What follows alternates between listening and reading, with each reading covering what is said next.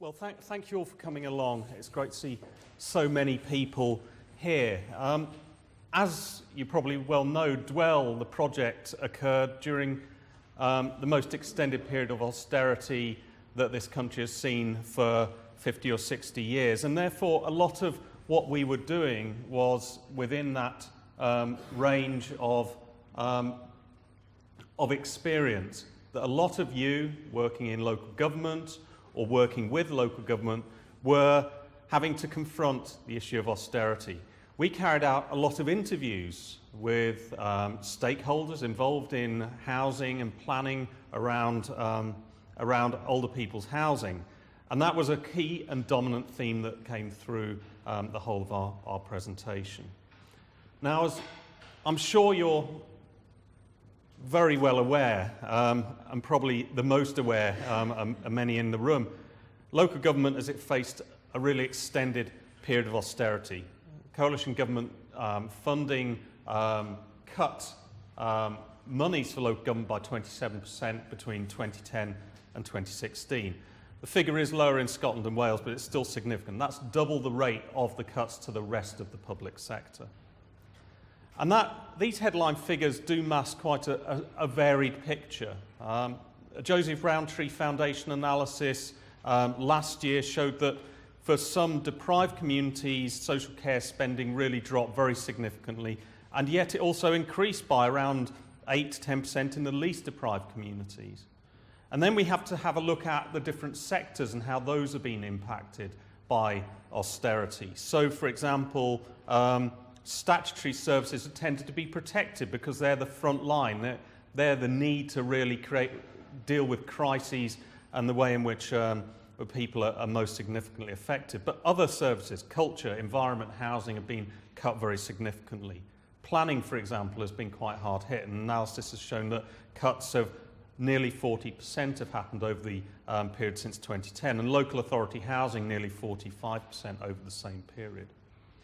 But I want to argue here and draw on some of our experience that beyond budget cuts, austerity is part of a fundamental reimagining of what a local government can do in society. And I'd say that that is absolutely critical to understand at a time when Jeremy has so eloquently outlined the challenges that we face with an ageing society.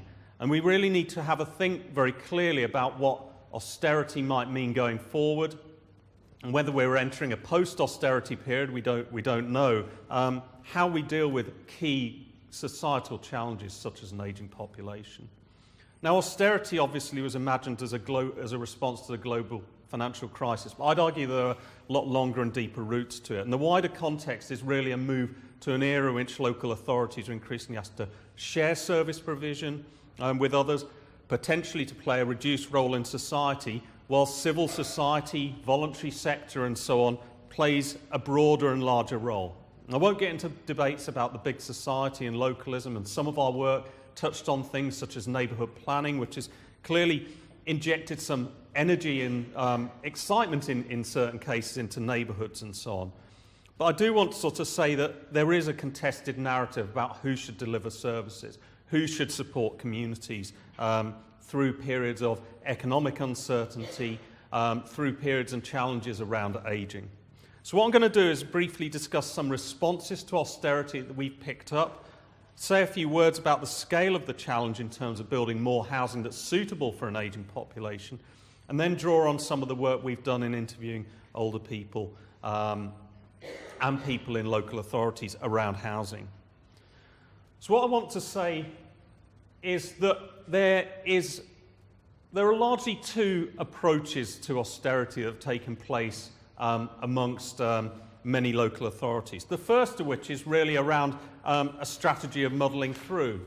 This perhaps caught some local authorities out, and that there's been a scrabbling around to make cuts. Often those cuts have been ad hoc, they've been focused on the most crisis and immediate priorities, and at other times strategy has got lost in terms of those. The second attitude that comes through really is that austerity is actually an opportunity. It's an opportunity for innovation, for reshaping practices, for arranging services differently so that key groups' needs are met. a narrative that says perhaps the era up to 2010 wasn't doing everything right and that we could use this as an opportunity to work more efficiently and effectively. I think some of the writing that I've seen around that second austerity as opportunity can sometimes be a bit too celebratory. If you're sitting there facing huge budget cuts to your department and you have very pressing needs, sometimes there's little capacity to think through in terms of innovation and so on. And therefore I want to sort of say that for most local authorities there's actually very much a mix of muddling through and trying to identify opportunities. Now, what came through our work was that there are three essential responses to the way in which austerity has been dealt with. And those responses all affect the way in which we have been planning for and delivering housing of new type that Frederica has talked about and Adam as well. And the first of those is around integrating work and services. There's been a stream of work around promoting more sharing and collaboration. And within planning, that might be around, for example, sharing planning services between councils, but I think it's also more broadly around developing new mechanisms for working together. And that's not a break from the new Labour era. That is very much a continuation of a lot of work that's been done elsewhere. So talking together, providing mechanisms by which groups come together. Secondly, budgets have been reoriented. And that means, for example, new approaches to identifying needs, of contracting services around needs rather than around existing structures and models of local government. And at one end, that might involve quite positive moves to invest in certain areas. Ideas such as preventative spend are being bandied around. The Total Place initiative was potentially around investing in places to cut the long-term costs to neighbourhoods in the medium and long term. But at the other end of that spectrum, the reorienting budgets might be seen as narrowly identifying only the most pressing needs and focusing on those rather than thinking through the wider factors. So we need to be aware that when we set budgets, when we deliver services, we need to have a think around some of the ideas around investment or meeting pressing needs. And the third thing that really came through from a lot of the interviews that we had was around passing on services. That traditional responsibilities for delivering services, for procuring housing and so on, were no longer really sustainable. And that we needed to have new mechanisms to try and provide housing, for example, either by the private sector, providing services by the private sector, and a huge amount of outsourcing happens in this, but also by the voluntary sector, and some of the issues around capacity for that. So there's a very brief thing, and I don't want to go into this in too much detail, and Jeremy's already outlined this. This gives you a picture of the scale in this city of the challenge that we're facing. As with most other parts of the UK, we have an ageing demographic. By 2034, there's forecast to be within Sheffield 32,000 more people over the age of 65. They're going to make up 1 in 5 of the population. And the over 85 population in the city is projected to double in the same period. Now, analysis that we carried out as part of the Dwell project and providing an evidence base for the local authorities' policies on housing showed that for a certain population who needed retirement housing, by 2034 there would be a shortfall of around 5,000 units across the city of retirement housing. Now that is indicating if we don't build and raise the rate at which we're building. So there are some significant challenges that are facing not just Sheffield but every major city and many rural areas as well. But the other shortfall that we need to talk about here is around budgets for, say, health and social care. So across the country itself, something like 31% cut in social care budgets since 2011. That comes from the Association of Directors of Adult Social Services. A 26% cut in the number of people who are receiving care between 2009 and 2014. Those are recent King's Fund and Nuffield Trust figures. So we're living in an era when we have an increasing population and decreasing budget. What can we do about that? I think the precedent set by Jeremy and by others, and many of it in the room, see that actually we can't sort of separate those two things out. that one of the ways of dealing with this is through housing, through delivering housing and social care very clearly and cleverly, so that we can understand that poor quality housing already contributes significantly to health problems, but it also increases isolation, social isolation, and makes the provision of high quality health and social care really quite difficult. So we need to respond on that. I want to do that in the next 5 or 10 minutes, just run through some of the observations around how we've tackled the problem of housing. And I guess one of the main issues that we've seen is that actually it's just been really very difficult for many in the sector. That the issues are just coping with budget cuts and day-to-day working within teams that are being split apart, that are being denuded in terms of services, within a period when the policy environment has been deeply uncertain and unpredictable, has inevitably led to some ad hoc responses. And I'd say that one of the responses that is often one of the outcomes of that is that strategy has become lost, that the casualty is strategy. So we keep on focusing on keeping the wheels turning, on keeping the show on the road, and presenting a good front in many ways. But the result is actually that we know for sure that the demographic change is happening, and we need to think strategically about what we're going to do about it, not in next year, not in the following year, but in 5 years, 10 years, and 20 years. And once we need to focus on that, then strategy becomes a lot greater priority for us. And we can start to argue that developing strategies that link people up and draw people together is a really critical part of our work. One of the key things, and I'll come back to our tripartite analysis of how we have responded to austerity, or how local government is through integration of services. And so one of the ways that we might approach this is creatively integrating services. Preparing a holistic long-term solution in terms requires us to work together.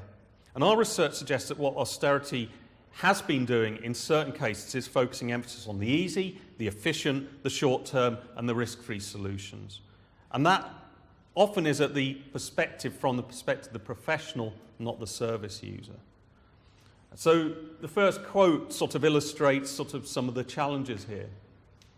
One of our participants said, there are just so many people and there are only so much of us. But inevitably, again, we've seen a focus on acute crisis budgeting, not preventative budgeting. So another interviewee said, budgets inevitably get focused on those people with the most acute needs, so that you're not doing enough upstream work to stop people getting to that point. How can we deal with that? Well, there have been certain approaches around integrating services, managing that. It might be about place-based physical approaches, the approach of total place and so on, getting services to work together a lot better.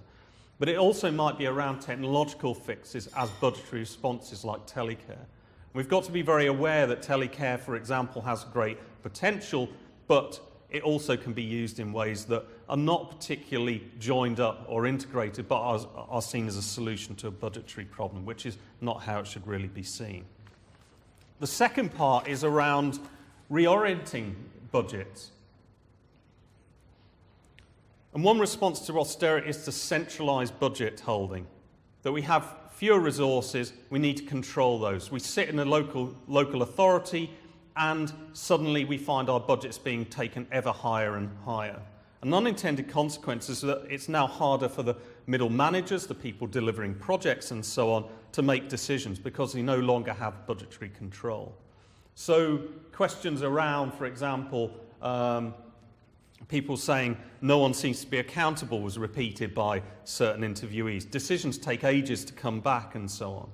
And there's a risk that the prioritisation of certain types of spending, such as acute care needs, means that other issues such as developing housing that are long-term, that are particularly complex, are seen as a burden.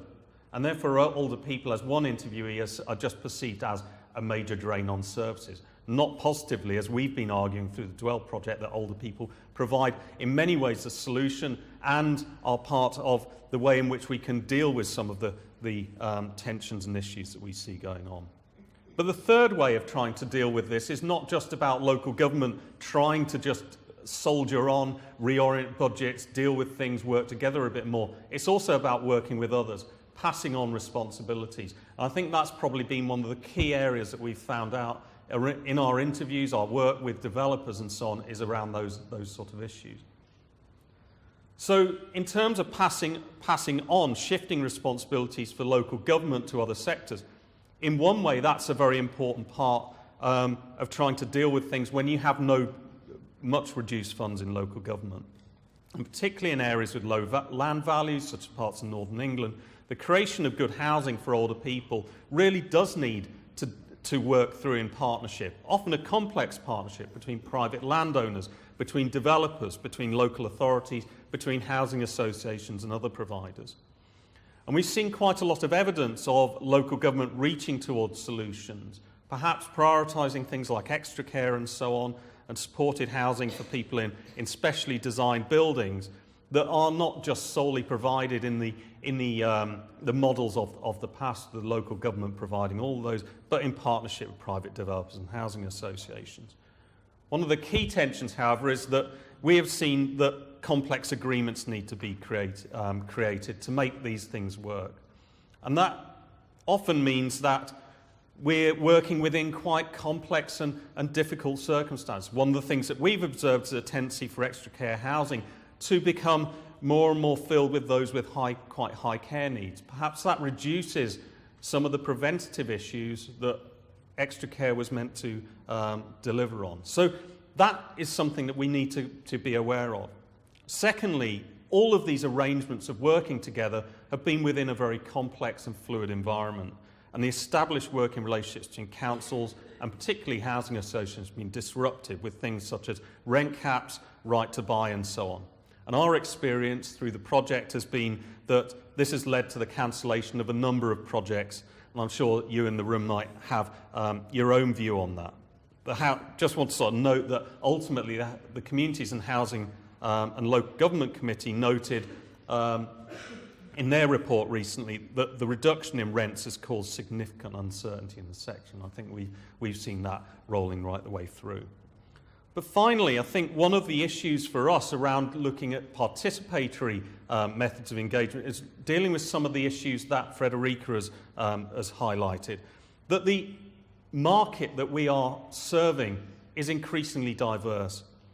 It's been growing over time, but it's also been dividing. And some of those issues around the mid-market have been absolutely critical to trying to work together. And it's heartening that we're seeing people starting to serve some of that mid-market more, because some of our analysis really has shown that whilst there are some great schemes that are really quite expensive to buy and rent in, and there are some provision of schemes in social housing, much of the affordable housing for older people has just not come through. So we've got to sort of think that overall, maybe austerity has been quite a difficult part. And this quote, I think, is quite revealing. I want to sort of put it into a bit of context as well. One of our interviewees said, I think the council is in an incredibly difficult position. I mean, we have a government that doesn't want councils as far as I can see. So the money is cut left, right and centre, and it's very difficult for it. And I mean, there's a housing shortage. There's difficulty with people living longer, not just older people, but also more and more profoundly disabled children are living longer. And so you've got massive needs there. And you know, once you've focused on it, what's left really? So it's very difficult. I think some of these ideas in here have been widely experienced in the sector. But I don't want to conclude on a downbeat note. I don't want to say that everything is, we're going to hell in a handcart, and I don't want a counsel of despair here. I think that what we do need is a mix of approaches.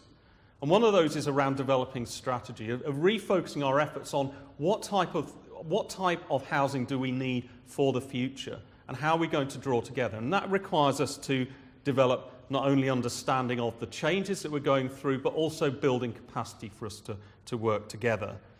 And a key idea that we might push, and perhaps one that has been started to develop on a governmental agenda, is reinvigorating the idea of investment. That what we're all doing in this room is investing in the long term.